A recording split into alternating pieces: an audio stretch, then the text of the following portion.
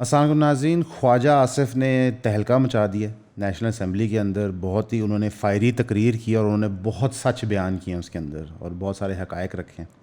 کشمیر کے معاملے کے اندر ریسنٹ اپڈیٹس آئی ہیں اور وہ بہت خوفناک ہیں اور پریشان کن ہیں.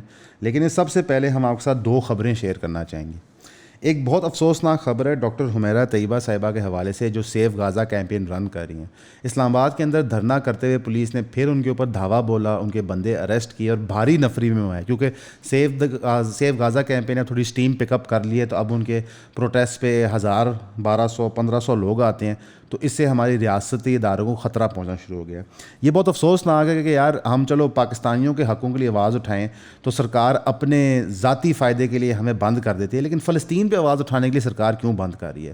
اور وہ پولیس والوں کو شرم آنی چاہیے کہ یار ہم کن لوگوں کو کس کام سے روک رہے ہیں. وہ لوگ صرف ایک اویئرنیس کریٹ کرنے کے لیے، غازہ کے لوگوں کے ساتھ حمایت کرنے کے لیے، پورے گلوبل پروٹیسٹ آرڈر میں شامل ہونے کے لیے کہ پوری دنیا میں احتجاج ہو رہے ہیں. بلکہ میں سمجھتا ہوں کہ جتنے احتجاج بڑے اسکیل پہ ویسٹرن ممالک میں آرگنائز ہوئے ہیں، جو باقاعدہ اسرائیل کو سپورٹ کرتے ہیں ان کی گورنمنٹس، انہوں نے اس طرح کریک ڈاؤن نہیں کیا جس طرح پاکستانی گورنمنٹ کرے. تو ایک بہت شرم کی بات ہے. اور افسوس کی بات یہ ہے کہ ہماری ساری سیاسی جماعتیں خاموش بیٹھی ہوئی ہیں، ہمارے سارے ادارے اس کے اوپر خاموش بیٹھے ہوئے ہیں، کوئی بھی اس میں شامل ہونے کو تیار نہیں ہے. کیا اس کا مطلب ہم لے سکتے ہیں؟ کیا اس کا یہ مطلب ہے کہ ہمارا کوئی حق نہیں ہے ہمارے باقی مسلمان بہن بھائیوں پہ؟ تو ایک بہت افسوسناک خبر ہے، ہم نے کہا آپ ساتھ شیئر کریں. دوسری خبر جو میں دو مین خبروں سے پہلے شیئر کرنا چاہوں گا، اور یہ ایسا واقعہ ہے کہ جن لوگوں کے کچھ بھی دل ہے، تھوڑا سا بھی ضمیر ہے نا، وہ دکھ سے بھر جائے گا. لڑکانہ کے اندر ایک مولوی صاحب کی ایک ویڈیو آئی ہے جہاں پہ وہ ایک نازیبا ایکٹیویٹی پرفارم کر رہے ہیں غالباً 11 سال کے بچے کے ساتھ. اور وہ ایکٹیویٹی وہ مسجد کے اندر اس جگہ پہ پرفارم کر رہے ہیں جہاں پہ امام کھڑے ہو کے نماز پڑھاتا ہے. یہ پچھلے 2-3 مہینوں میں شاید 6واں یا 7واں واقعہ ہے جہاں پہ مولوی حضرات مدرسوں اور مسجدوں کے اندر یہ ایکٹیویٹی پرفارم کر رہے ہیں. لوگ اس کے بارے میں کئی سالوں سے شور مچا رہے ہیں اور مولوی حضرات ایک دوسرے کے دفاع میں کھڑے ہو جاتے ہیں. لیکن یہ ایسی بیماری ہے جو پوری اسلامک ہسٹری میں بھری ہوئی ہے.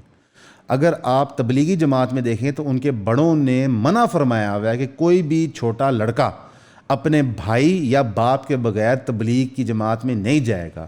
آج سے 700 سال پہلے اسکالرز نے بھی لکھ دیا تھا کہ بھائی کوئی ایسا بندہ نہیں ہے جو سفر کی حالت میں یہ گھٹیا ایکٹیویٹی پرفارم نہ کرے. تو ہماری ریاست اس پہ چپ کیوں ہے؟ ہمارے مولوی اس پہ چپ کیوں ہیں؟ ہمارے ریلیجس ادارے اس پہ کیوں چپ ہیں؟ بھائی یہ ایکٹیویٹی پرفارم ہوتی ہے، آپ کنڈیم کریں. کوئی بھی مورل پولیسنگ کی بات ہوتی ہے تو ہم چل دوڑ پڑتے ہیں لبرل لوگوں کے اوپر، ان کی تنقید ایک جگہ، لیکن جب ہماری صفوں کے اندر کوئی ایسی حرکت کرتا ہے تو اس کو تن دینا چاہیے. یہ ایکٹیویٹی ایک بیماری کی طرح پھیل گئی ہے اور اکثر اوقات جو لوگ ایکٹیویٹی پرفارم کرتے ہیں وہ شادی شدہ ہوتے ہیں. یہ ایک دماغی بیماری بن جاتی ہے، ایک طاقت دکھانے کا طریقہ بن جاتا ہے لوگوں کے اوپر. ایون کہ جو ہم ریپس کی سٹڈیز پڑھتے ہیں پوری دنیا کے اندر، تو اس کے اندر نمبر 1 ریزن سیکچول گریٹیفیکیشن نہیں ہوتا، یعنی کہ لطف لینا نہیں ہوتا، بلکہ اصل میں اپنی طاقت شو کرنا ہوتا ہے کسی چیز کے اوپر. تو انفارچونیٹلی یہ ٹیچر اور اسٹوڈنٹ کا گھٹیا ریلیشن شپ پہ کریک ڈاؤن ہونا چاہیے. کوئی مدرسہ یا کوئی ایجوکیشنل انسٹیٹیوٹ سرکار کے 4 دیواری کے باہر نہیں آپریٹ کرنا چاہیے، اور ایسے لوگوں کو ایسی سزا دینی چاہیے کہ حیران کن ہو. قانون کے اندر جو سزا موجود ہے وہ یہ ہے کہ جو بندہ ایسی ایکٹیویٹی پرفارم کرنے کی کوشش کرے گا اور ایکٹیویٹی پرفارم نہیں کر پائے گا اس کو 7 سال قید ہوگی، اور جو بندہ ایسی ایکٹیویٹی پرفارم کر لے گا تو اس کو عمر قید اور سزائے موت بھی ہو سکتی ہے. ان لوگوں کو جب تک آپ مثال نہیں قائم کریں گے تو ہمارے بچے سیکیور نہیں ہیں. اور کہاں پہ سیکیور نہیں ہے؟ دین کے اداروں میں. جب مائیں اپنے بچوں کو بتاتی ہیں کہ بیٹا اب تم بالغ ہو گئے، اب تم نے مسجد جا کے نماز پڑھنی ہے، تو اب وہ اپنے بچوں کو کہیں گی بیٹا تم بالغ ہو یا نہ ہو، جب تک کہ تم ایک طاقتور مرد نہیں بن جاتے جو فزیکلی اپنے آپ کو ڈیفینڈ کرتا ہے، تم نے مسجد میں نہیں جانا. اس کا مطلب آپ کو پتہ ہے کیا ہے؟ کہ ہماری مساجد خالی ہو جائیں گی، اور صرف ان مولویوں کے کالے کرتوتوں کی وجہ سے. اور سب سے دکھ کی بات ہے کہ یہ ایکٹیویٹی پرفارم کی جاتی ہے غریب بچوں کے ساتھ، جن کے ماں باپ لاچار ہیں، جو FIR نہیں کر سکتے، جو لڑ نہیں سکتے، جو اس گھٹیا ادارے کو ٹیک ڈاؤن نہیں کر سکتے. آپ کریں نا کسی امیر بندے کے بچے کے ساتھ یہ، تو وہ تون کے رکھ دے گا آپ کو. وہ نہیں پرواہ کرے گا قانون شانون کیا ہے، وہ سیدھے فائر مارے گا آپ کو. اور شاید آپ جیسے گھٹیا لوگوں کے ساتھ ہونا بھی چاہیے، لیکن ایکسٹرا جوڈیشل ایکٹیویٹی کسی کو بھی پرفارم نہیں کرنی چاہیے. یہ بہت افسوس کی بات ہے، اور اس پہ تو روز ڈنڈورا پیٹا جانا چاہیے کہ ان سب کو تون کے رکھ دیا جائے. پھر یہی وہ مولوی حضرات ہیں جو کھڑے ہو کے اپنے فرقوں کے دفاع میں کہیں کہیں بیان دیتے ہیں. یہی مولوی حضرات چندے بھی مانگتے ہیں. کوئی شرم ہے آپ کو؟ ہماری اتنی بڑی مفتی الائنس ہے پورے پاکستان میں, وہ کیوں نہیں کنڈیم کرتی ان چیزوں کو؟ کیوں نہیں تنتی ان لوگوں کو؟ اور پھر اس بندے کے استاد کو بلایا جائے جس نے ٹریننگ دی ہے, تو وہ بچہ آپ کو داستان سنائے گا کہ اس کے استاد نے اس کے ساتھ کیا کیا تھا. یہ چین ہوتی ہے میرے بھائی, یہ آئسولیشن میں نہیں ہوتے. جس مولوی نے یہ ایکٹیویٹی پرفارم کی ہے اس بچے کے اوپر, اس مولوی کی انٹروگیشن کریں تو وہ بتائے گا کہ اس کے بڑے نے ان کے ساتھ کیا کیا تھا. تو یہ نسل در نسل چیز چل رہی ہے اور یہ بیماری ہے. اور یہ تو واضح ہے کہ اللہ کے کیا احکامات ہیں اس پرٹیکولر عمل کے بارے میں, سب کو پتہ ہے. تو بھائی آپ اللہ کے نظام کو مت بدلیں, آپ حق کو حق کہیں, غلط کو غلط کہیں. یہ بہت افسوسناک بات ہے.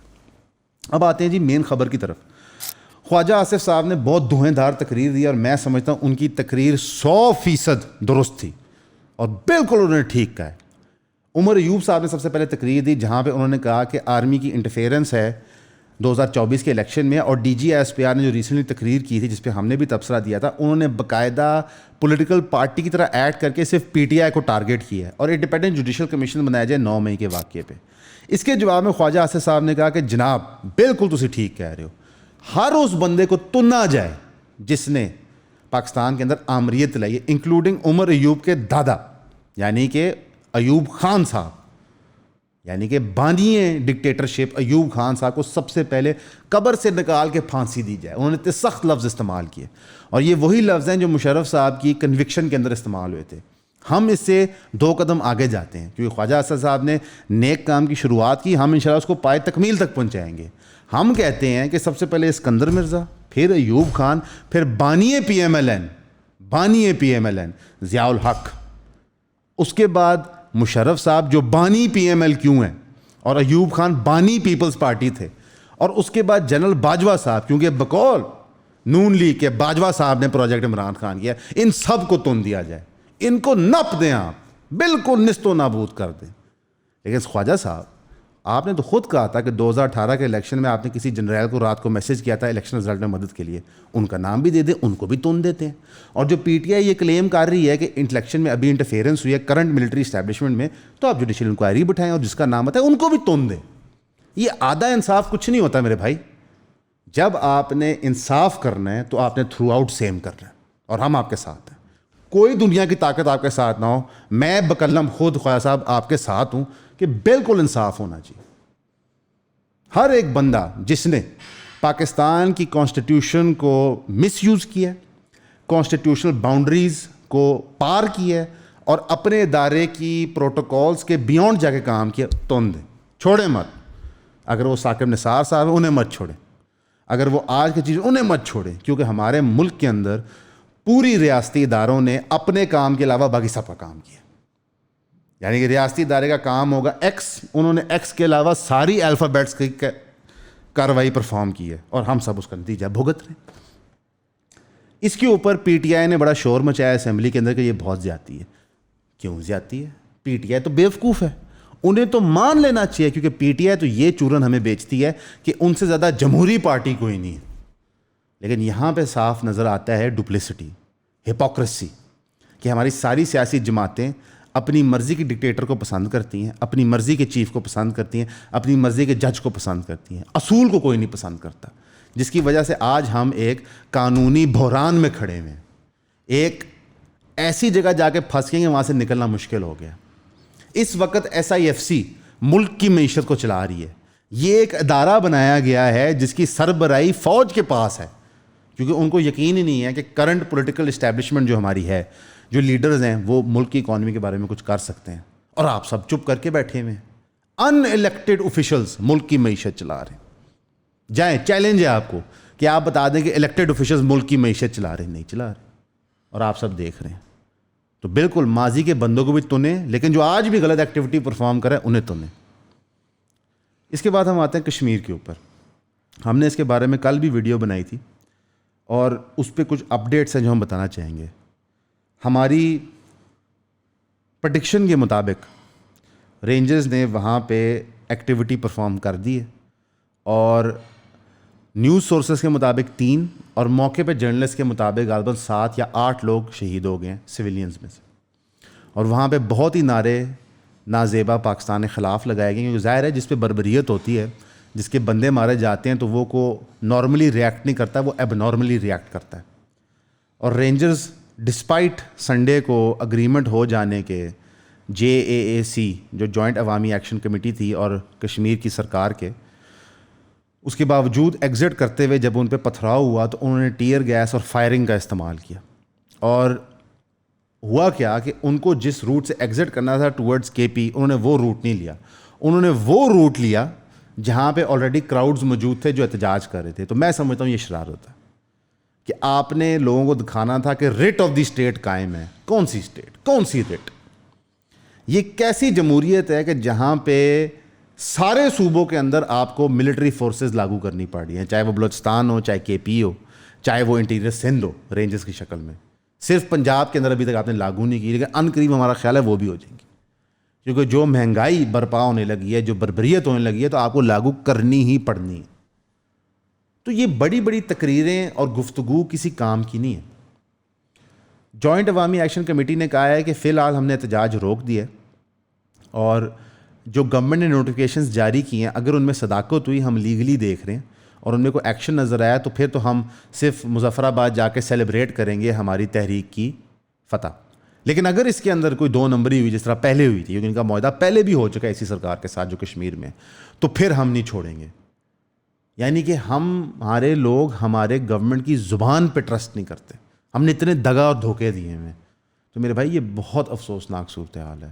حالانکہ 23 ارب روپے کا ریلیف پیکج اناؤنس کیا, لیکن اس ریلیف پیکج کا مطلب کیا ہے باقی ملک کے لیے؟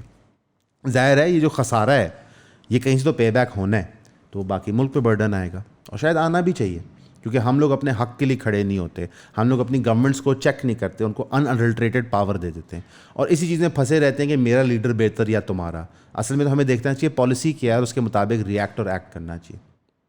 ان کنکلوژن ہمارے ملک کے اندر ماں سوائے IMF کے آگے بھیک مانگنے کے, IMF کے تھرو اور قرضہ لینے کے, اور اب ہم ایک نئی ڈیل ان سے نیگوشیٹ کر رہے ہیں, ہمارے فائنانس منسٹر جو اگین اسٹیبلشمنٹ کے بندے ہیں, ان کے انڈر کوئی نئی پالیسی نہیں لائی جا رہی.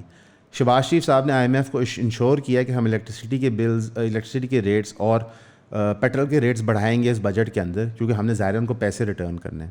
تو اوور آل سچویشن بہت ٹف لگ رہی ہے. ہمارا آپ کو مشورہ ہے ذاتی کہ آپ کائنڈلی اپنی ذاتی زندگی کے اوپر فائنینشیل آسٹیرٹی کریں, یعنی کہ خرچے اپنے کم کریں, کیونکہ آنے والے سال ڈیٹ بہت ٹف ہیں. تو ہم نہیں چاہتے کہ خدا نخواستہ آپ کو کوئی نقصان پہنچے یا کوئی ہارم ہوئے, تو لہٰذا آپ اس چیز کو اپنی نجی زندگی میں تو کم از کم درست کر لیں. آپ کے سننے کا بہت شکریہ. السلام علیکم ناظرین, آپ کا ابھی تک کے تعاون کا بہت شکریہ. آپ نے الحمدللہ ہمیں بھرپور سبسکرپشنز دی ہیں. ہمارا ایون کلپس کا چینل اب 1,00,000 پار کر چکا ہے, اور اب ہم ٹیم کو مزید انکریز کریں تاکہ ہم ریسرچ زیادہ کر سکیں اور چیزیں زیادہ انفارمیٹیو کر سکیں. یہاں پہ ہم آپ کو بتانا چاہیں گے جو ہماری 1,000 روپیز منتھلی سبسکرپشن تھی اس کو اب ہم چینج کریں 3,000 روپیز کو جون سے, یعنی کہ مئی کے مہینے میں جو دوست 1,000 کی سبسکرپشن پر منتھ لیں گے تو پورا 2024 ان کی 1,000 پر منتھ ہی رینیول لے گی. لیکن جو دوست جون کے بعد اس سفر میں ہمارے ساتھ شامل ہوں گے تو ان کی پر منتھ 3,000 ہوگی. تو جتنے لوگ ہمارے لیکچرز اٹینڈ کرنا چاہتے ہیں, ہماری جو بیک اینڈ پہ چیزیں ہوتی ہیں وہ دیکھنا چاہتے ہیں, تو وہ کائنڈلی اسی مہینے سبسکرائب کریں تاکہ جو پرائس انکریمنٹ ہو رہا ہے وہ ان کو نہ لگے. جو ہم یہ پرائس انکریز کریں وہ اس لیے کہ ہم آلریڈی 4 زوم سیشنز آفر کرتے ہیں پرائیویٹلی جو لوگ 1,000 روپیہ دیتے ہیں, لیکن ہم چاہتے ہیں کہ ساتھ ہم ایکسکلوسیو کانٹینٹ ان کے لیے بنائیں اور پروڈیوس کر کے دیں تاکہ وہ اس سے فائدہ حاصل کر سکیں. اور ہم چاہتے ہیں کہ وہ پاکستان کی ہسٹری پہ اور کرنٹ پالیسی سے بیسڈ ہو. اب اس کے لیے ہمیں ریسرچرز چاہیے جو ان ڈیپتھ کام کریں تاکہ بہتر سے بہتر پروڈکٹ ان کے لیے تیار ہو. یہ ایکسکلوسیو ایکسیس صرف ان لوگوں کو ملتا ہے جو اس سبسکرپشن کا حصہ ہوتے ہیں. تو پلیز کائنڈلی ضرور سبسکرائب کریں, اور ہماری خواہش ہوگی کہ آپ 1,000 روپے والے بریکٹ میں ہی آ جائیں تاکہ آپ کو اگلے مہینے 3,000 لاگو نہ ہو. Thank you.